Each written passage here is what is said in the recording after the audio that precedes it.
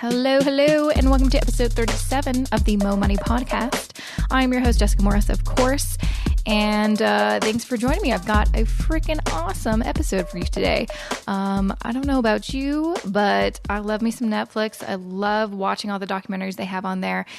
And one day, not too long ago, I was, kind of going through the video library, and one movie that kind of caught my eye was called Tiny, a story about living small, and it was all about building tiny houses. I'm like, yep, that sounds like my jam. I'm gonna watch that.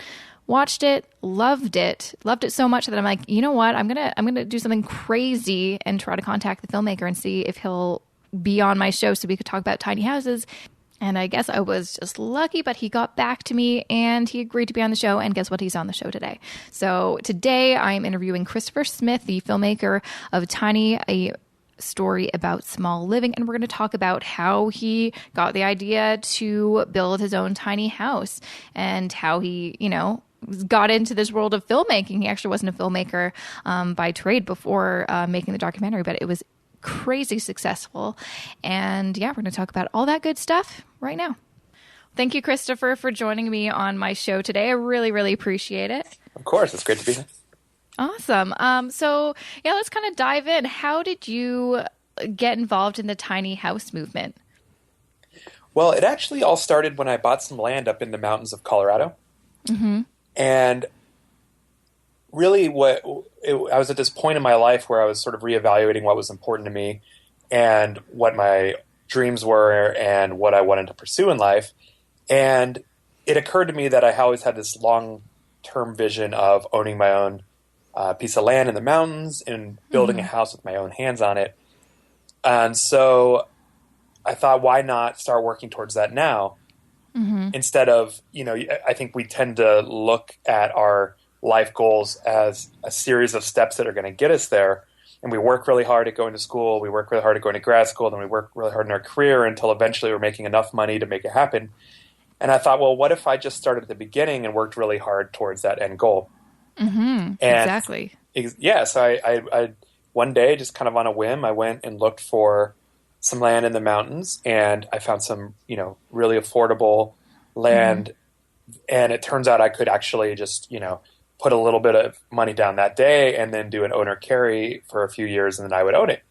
So nice. I just kind of on a whim did that and put down the money. And so really, the tiny house project came out of, looking at it and saying, now I have this land. How do I achieve the next part, which is building the house? And with what I have now and the resources, at my disposal. And since I didn't have a lot of money or a lot of time and no experience building anything, I thought a small house would be best. But when I actually called the planning department to kind of suss out what would go into doing that, I learned all about the building codes and all the steps I'd have to take and how much money that would be, and even a 600 square foot, which was the minimum that you were allowed to build on the land there and pretty much anywhere.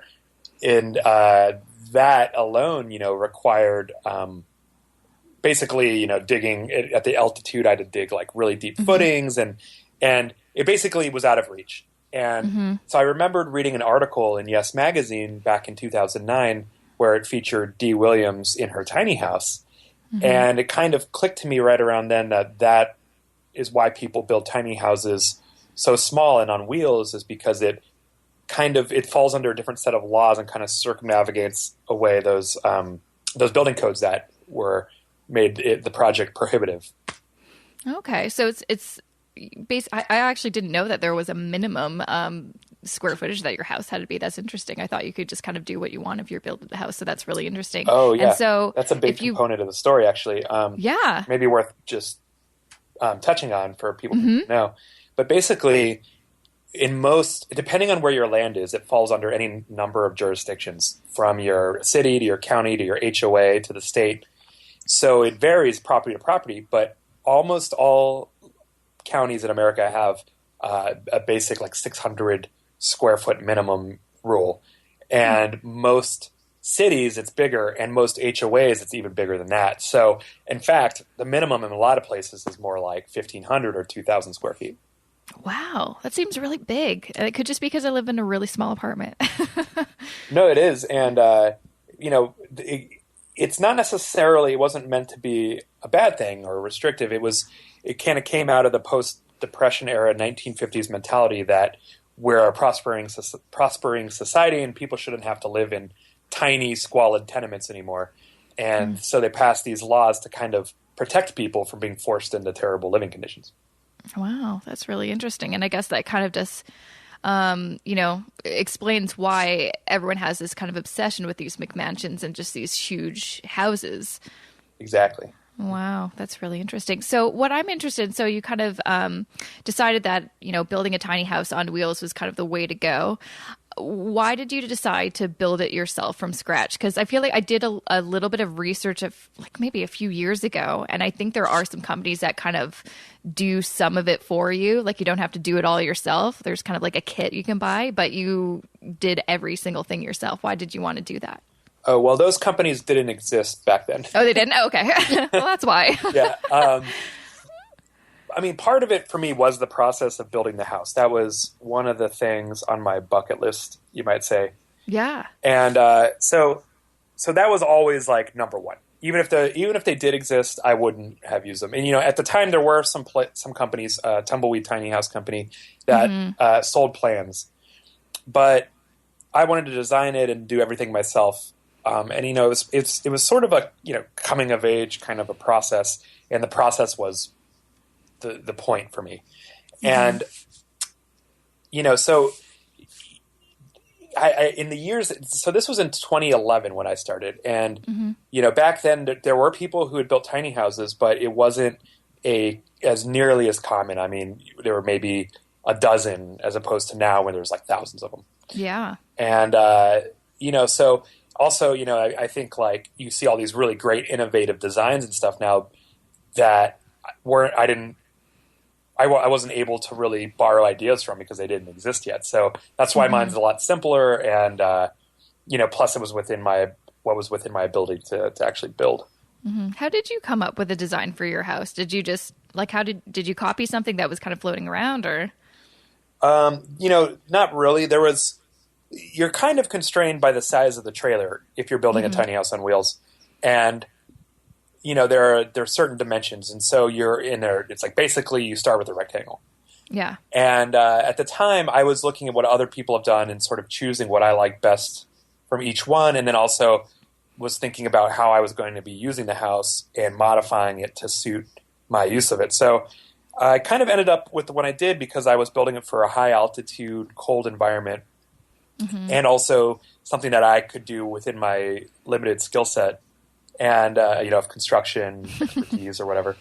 And I was also, I also wanted to build it green, and I was kind of trying to think about ways in which I can work in reclaimed materials. And therefore, one of those things that you can get are used windows. There's it's one of the things that are really easy to find, and they're really expensive when they're new. So I actually bought the windows first and kind of designed, some of the house around the windows that I found.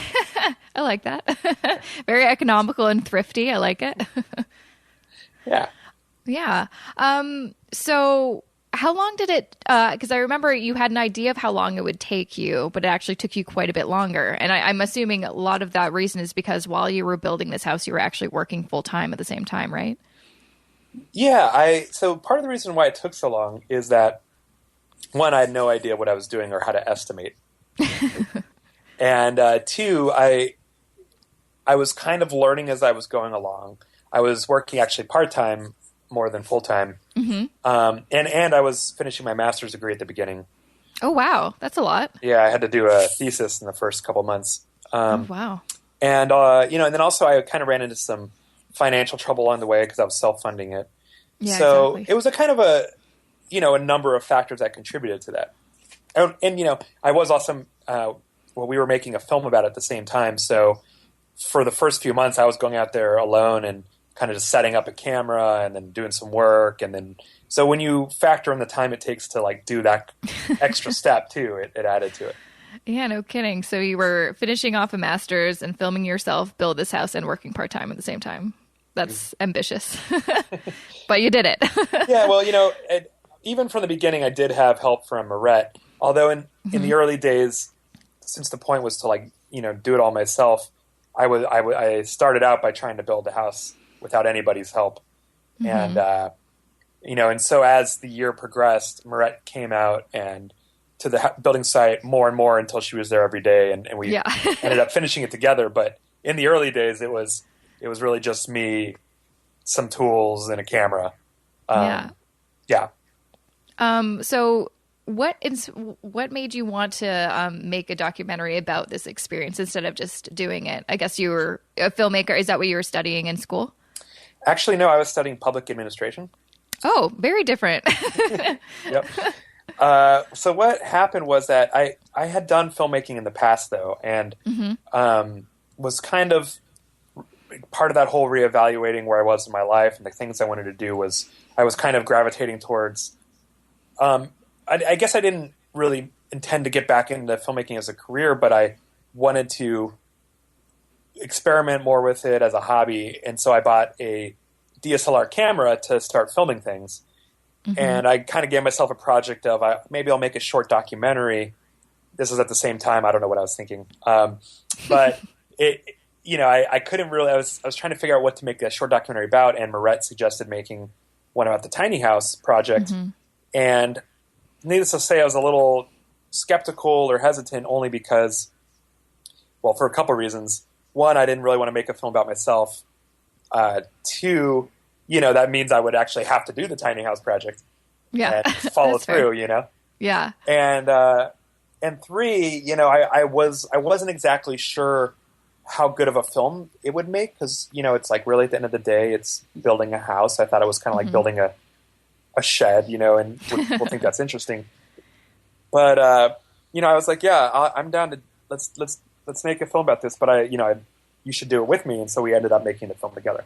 Yeah. And so you initially thought it was going to be a short film, but then it ended up being a feature and then kind of, it seems like it's kind of taken on like this huge, it's way bigger than you expected it to be because it, opened at South by Southwest and it's done really well and it's on Netflix now. Like it's crazy. Yeah, no, yeah, thanks. You said it right too, because we thought we were going to make a 10-minute film, maybe a 15-minute film at first. And, early on when we were making the film, we met with some friends that we knew had been involved in that movie, The Cove. And they suggested that, if you want to get inspired, you want to meet the right people, you got to stop what you're doing and go to Mountain Film, which is a film festival that happened to be happening like a few weeks after this conversation. So we decided to buy some tickets and we went to Mountain Film, and which is found this incredible community of like-minded people and got really inspired. And then we came back and we're like, okay, our one goal is to make a short film that's good enough to be in Mountain Film. And Mountain Film's is a pretty prestigious festival and not that easy to get into. So we thought it was like a manageable goal in terms of a short film, and then also a kind of a stretch goal, which is getting into this, decent festival. And, so then it grew from that into a feature film. And then daring to even submit it to bigger festivals like Sundance and South by Southwest, which are, the biggest festivals in the world. Yeah. And we didn't know anybody or, in those, at those festivals or in the industry, and we didn't really know how the game, so to speak, really was played. So we just kind of got lucky in a lot of ways, and we just submitted it through the slush pile, and it got in. And so it really has been a series of fortunate events and encounters. Absolutely. And besides the film, now you and Moret also go and speak about your film and the tiny house movement. So you're also, educating people about this lifestyle, which I think is awesome. Yeah, that was sort of an accidental byproduct. So I mean, as a filmmaker, a documentary filmmaker, you oftentimes end up doing that kind of a thing. But, in some respects, we became kind of more, for a while, or maybe still, I don't know, but we were kind of figureheads, I guess, in the tiny house movement.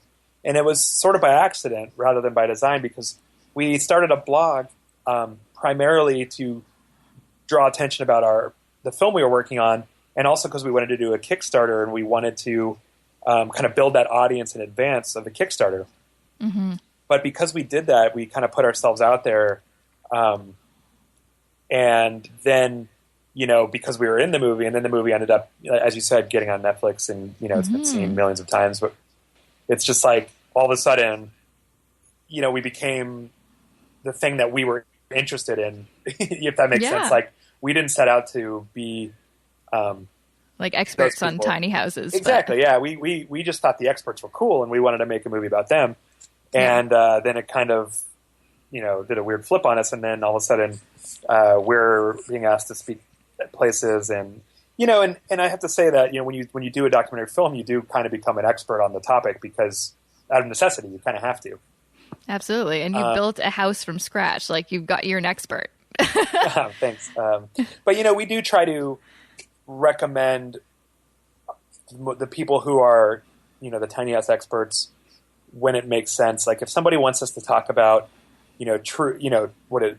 from a perspective of somebody who's been living hardcore in a tiny house for years and has dedicated their life to like minimalism and stuff, we oftentimes will refer to them to some of the people who are in our film or whatever, just because we're filmmakers first and foremost and tiny housers kind of second, and so we like to provide more of the 30,000 foot view rather than claim to be the go-to when it comes to tiny houses, Yeah, you mentioned something interesting just about how some of these tiny houses, they live permanently in their tiny houses. But I'm assuming since the film, got released and it's been a few years, where is your tiny house? And, is it still in Colorado? Do you live there full time?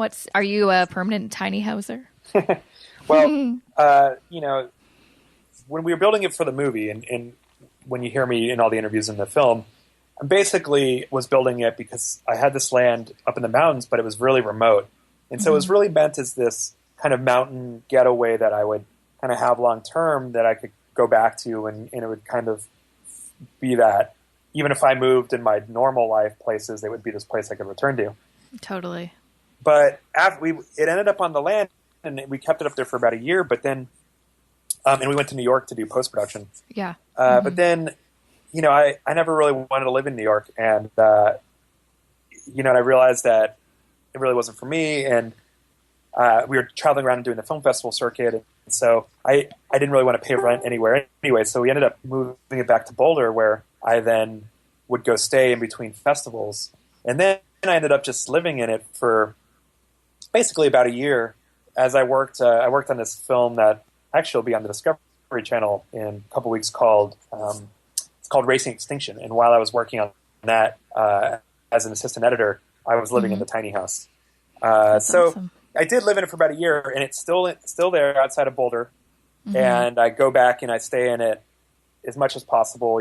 I'm probably in it a month or two out of the year. And but currently my home base is Los Angeles, where I'm working on my next film. And Marette is living in New York, where she works on her film projects, and she also directs stuff for other people.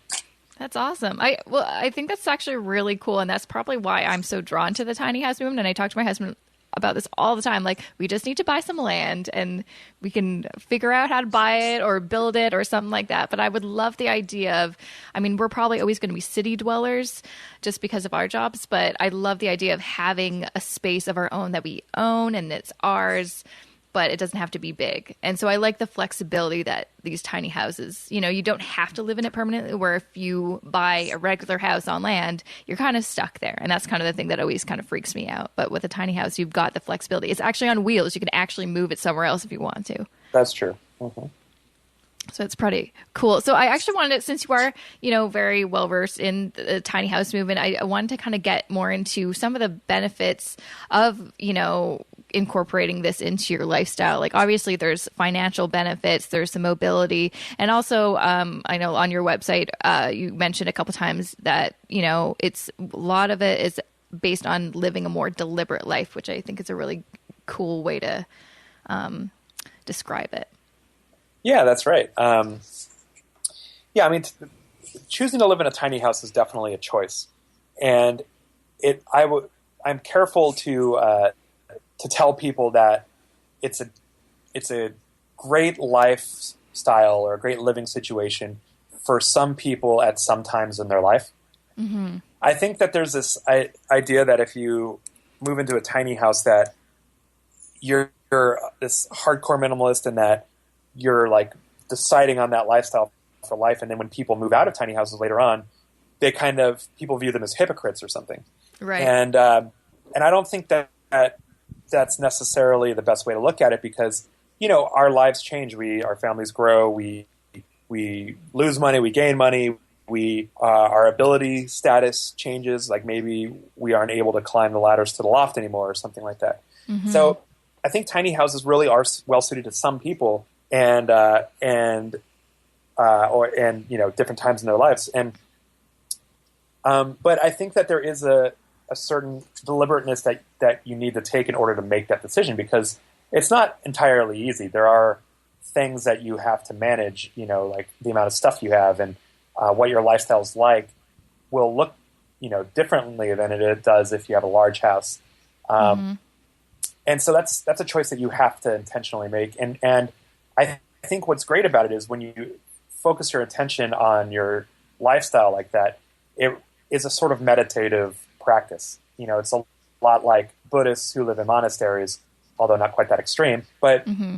You're working through your daily routine and, actively choosing those simple things in life, like how you're going to, cook dinner or how you're going to clean. And I should mention that in a tiny house, that doesn't necessarily have to be that different than a large house.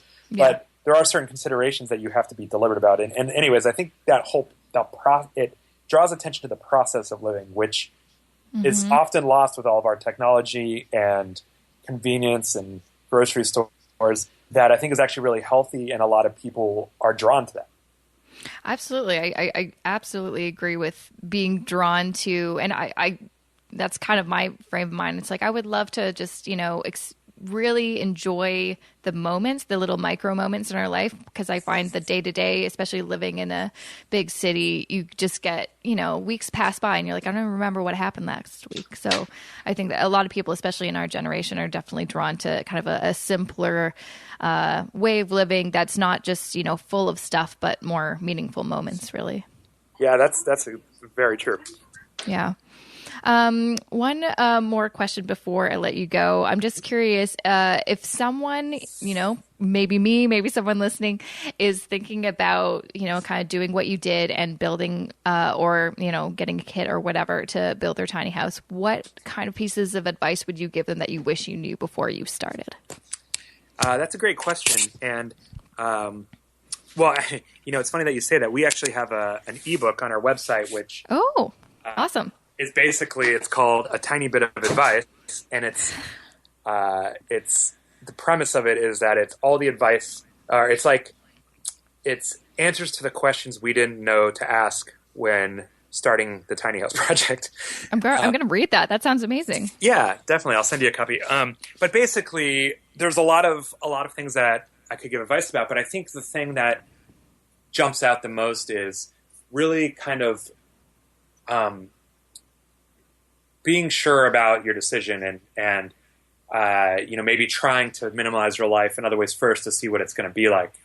And then it's about if you're building your own house and designing it yourself, to really think about what is necessary to you, like what are needs and what are wants, and what are the wants that you kind of need, and really designing your house around that. Mm-hmm. And then also maybe just going and spending some time in a house or two if you can, and seeing what you like or what you don't like.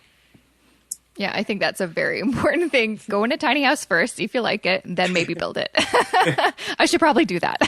Totally. And, I think there are all sorts of great solutions out there now that I didn't know about or didn't exist back in the day. So living in a tiny house, you don't necessarily have to do without a lot of the conveniences in a larger house. Like there are people who have, laundry facilities, large fridges, running water and toilets.